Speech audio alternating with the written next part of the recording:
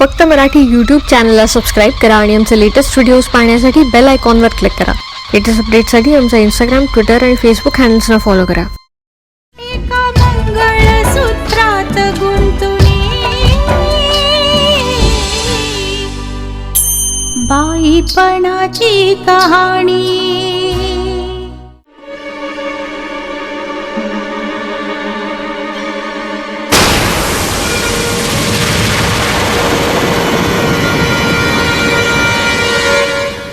नमस्तेस्तु महामाये श्रीपीठे सूरपूजिते शंखचक्र गदा हस्ते महालक्ष्मी नमस्ते. नमस्ते गरुडारूढे कोलासूर भयंकरी सर्व पाप हरे देवी महालक्ष्मी नमोस्तुते. सर्वज्ञे सर्ववरदे सर्वदुष्ट भयंकरी सर्व दुःख हरे देवी महालक्ष्मी नमोस्तुते. सिद्धिबुद्धी प्रदे देवी भुक्तिमुक्ती प्रदायिनी मंत्रमूर्ते सदा देवी महालक्ष्मी नमोस्तुते.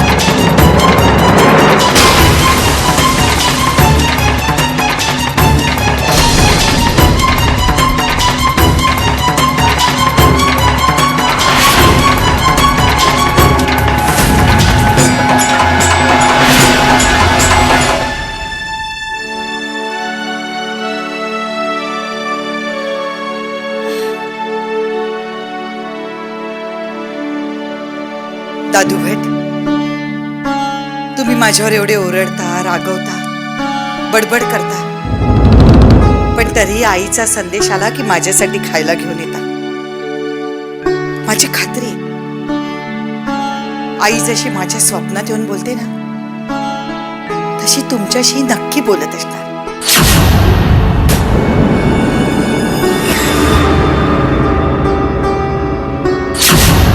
प्रसादाचा शिरा आधी खायला हवा.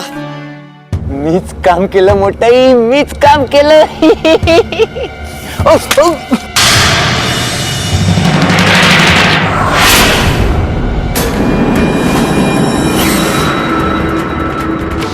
कोण आहे तिकडे? हे बघा, कोणी असेल तर समोर या.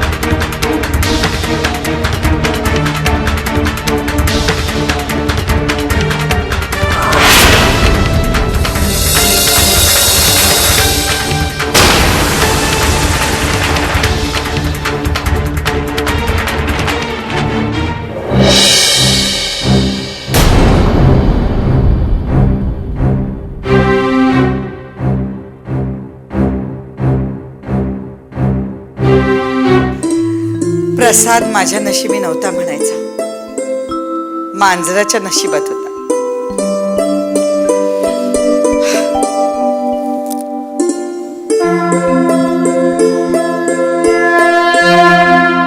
काय झालं मोठाई? खात तर होणारच होता, होणारच तर होता तिचा घात.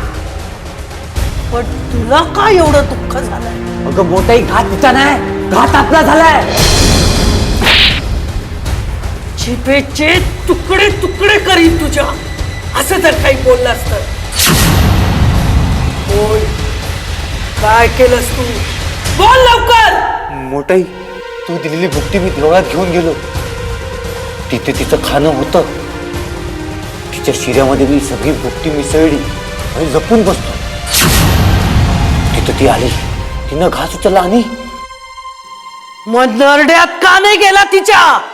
तो तो दगड पडला आणि आवाज झाला. आवाज झाला, ती बया उठली घास टाकून. मला बघितलं, मी पळून आलो तिकडनं. मोठाई, अरे माकडा, वर्णन किती करतोस? मुद्द्याचं बोल. ती पया उलटली की नाही उलटली?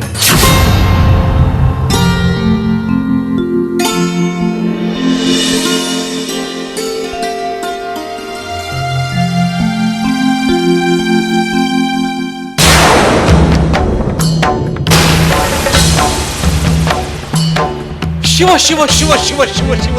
आता हे काय नवीन लचाण? हे मेलेलं मांजर कोणी टाकलं इथे? टाकलं नाहीये ते कोण. प्रसादाचा शिरा खाऊन मेले ते.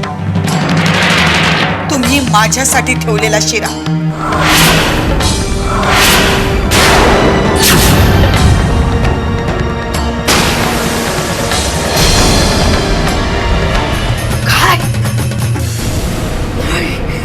नाही नाही नाही, कालिंदीला तिने फसवलंय. मला कालिंदीला फसवलंय. मी तिला सोडणार नाही. मी तिला सोडणार नाही.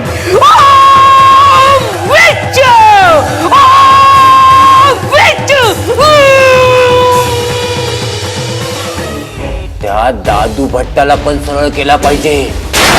तो देवळात जातो, दिवा लावतो आणि त्या बाईला देखील खायला देतो. मोठाई, काय हो मोठाई. काय म्हटलंस तू?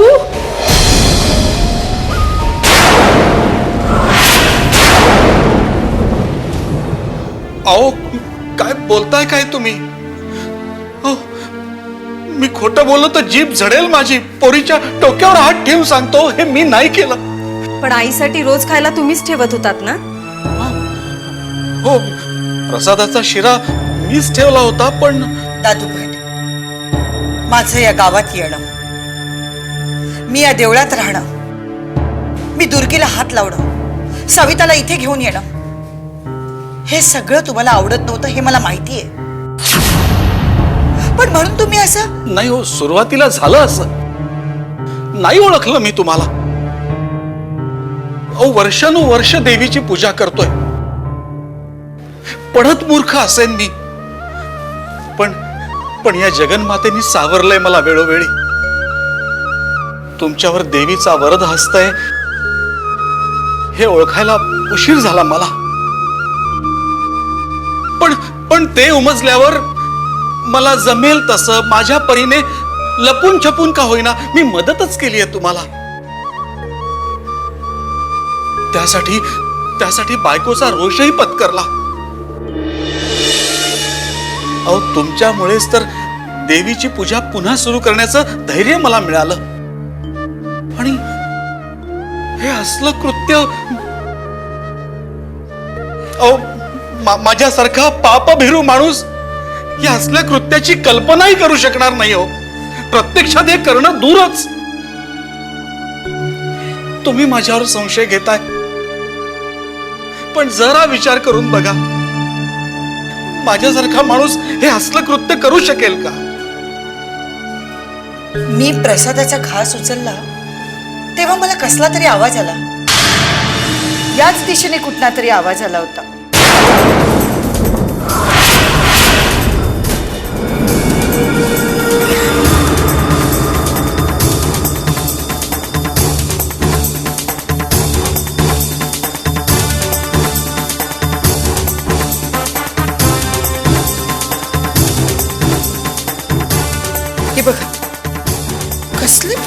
बघू.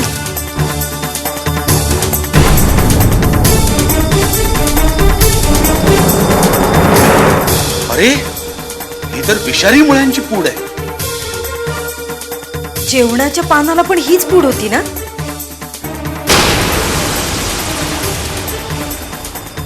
आत्ता आलं माझ्या लक्षात हे सगळं कोणाचं काम आहे. दादू, मला क्षमा करा. माझी बुद्धी भ्रष्ट झाली होती. तुम्ही माझे अन्नदाते आणि मी तुमच्यावरच संशय घेतला. शांतम पापम. अहो अन्नदाता वगैरे म्हणून लाजवू नका मला. मी पण दादूभट, आईला विष देण्यापर्यंत त्या लोकांची मजल गेलेली. आपल्याला आता सावध राहायला.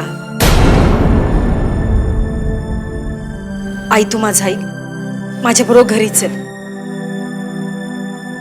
सविता, तू घाबरू नकोस. आई आपल्या पाठीशी.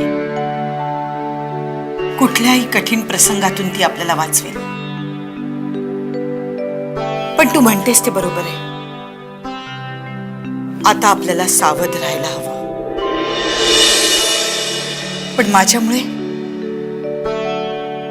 त्या मांजराचा नाहक बळी गेला. बिचारा मुका प्राणी. माझ्यावरचं मरण त्याने घेतलं ग.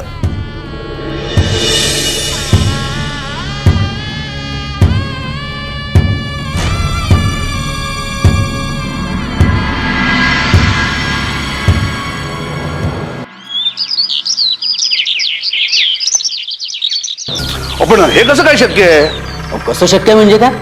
कायदाच तसा आहे ना, आणि कायद्याप्रमाणे सगळं होईल. म्हणजे तुम्हाला काय म्हणायचं आहे की तुम्ही दादासाहेबांची वाट 7 वर्ष बघणार, ते आले नाही तर त्यांना मृत घोषित करून त्यांची जी काही सगळी इस्टेट आहे ती मला न देता ते पुण्यातल्या ट्रस्टला देणार का? कारण त्यांचं विल तसंच आहे. बरोबर आहे, पण कसं आहे साहेब, मी मुलगा आहे त्यांचा, कायदेशीर वारस आहे ना मी. अहो, विल झाल्यानंतर तुम्हाला त्याने दत्तक घेतलं, आणि तुम्हाला दत्तक घेतल्यानंतर त्या विल मध्ये कुठल्याही प्रकारचा बदल केलेला नाहीये.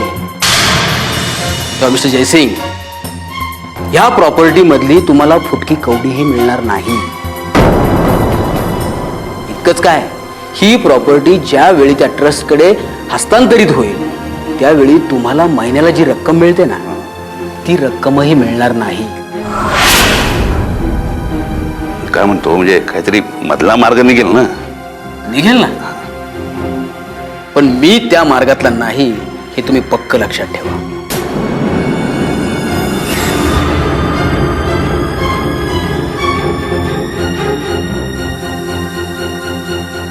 त्याच्या आईला मी त्या मार्गातला नाही. तुला वकील केला कोणी?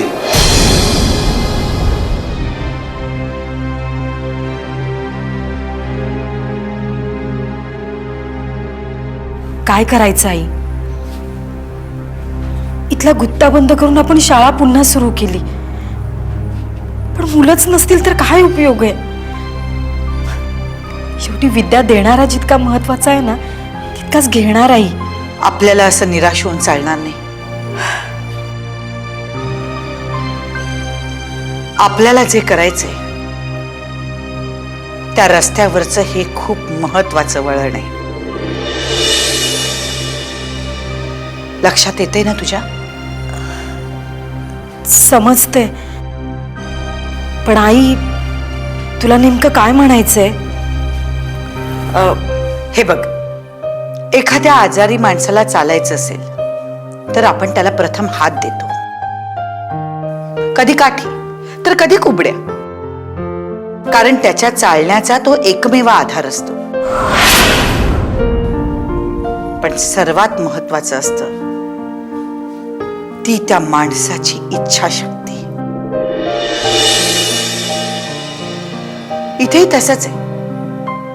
आपलं आयुष्य सुधारावं, हे गाव सुधारावं, अशी इच्छाशक्ती यांच्यात निर्माण व्हायला हवी.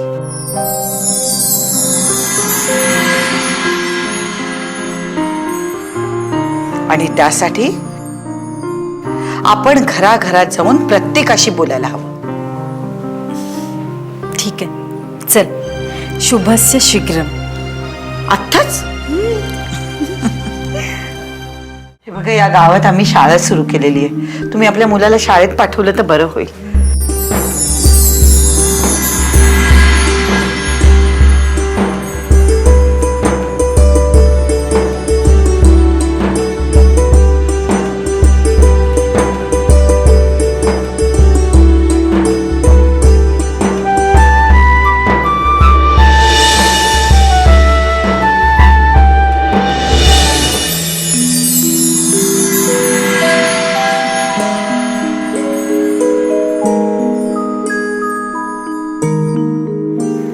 नमस्कार. तुमच्या सगळ्यांचं इथे स्वागत आहे. तुम्हाला माहितीये का तुम्हाला इथे कशासाठी बोलवलंय?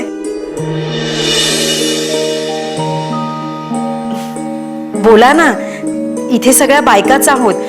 तुम्ही तुमच्या मनातलं काही सांगितलं नाही तर मला कळणार कसं? बोला. सरकारी टीका लावायला आला असल तसंच काहीतरी असल. हो, ते तर आपल्याला करायचंच आहे. पण तुम्हा सगळ्यांना हे सांगण्यासाठी इथे बोलवलेलं आहे की आपल्या गावातील शाळा पुन्हा सुरू झालेली आहे. तर तुम्ही तुमच्या मुलांना शाळेत पाठवायला हवं.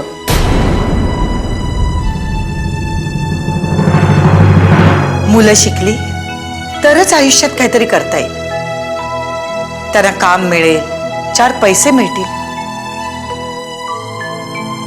आणि महत्वाचं म्हणजे ज्ञान मिळेल, माहिती मिळेल, कागदपत्र वाचता येतील. कोणीही त्यांना फसवू शकणार नाही. आयुष्यात त्यांना त्याचा खूप उपयोग होईल. आपलं मुलंही आपल्यासारखंच अडाणी राहावं, हे कुठल्या आईला आवडेल सांगा ना.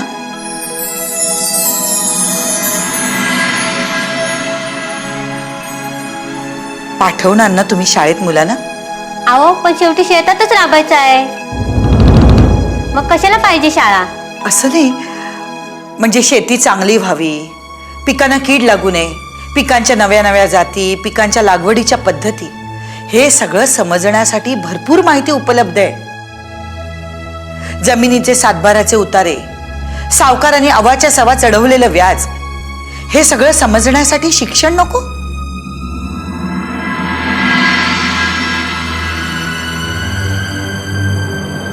पण हे मोठ्याईला चालेल का सगळं? आणि तिचा कोप झाला तर काय करायचं? नको ती लपुडी. आणि आपण यांच्या भानगडीत पडायचा. चला ग, मोठी आली शिकवायला. चला चला. अहो ऐका तरी. आई, असं म्हणायचं बोली तरी छान झाली. अगं त्या काळात सावित्रीबाई फुले ना मुलींना शिकवते आणि स्वतः शिकते म्हणून शेणाचे गोळे आणि दगड धोंडे खावे लागत होते. आपल्याला तरी नुसता शाब्दिक मारच खावा लागला. ठीक आहे, अजूनही वेळ गेलेली नाही. प्रयत्नांती परमेश्वर.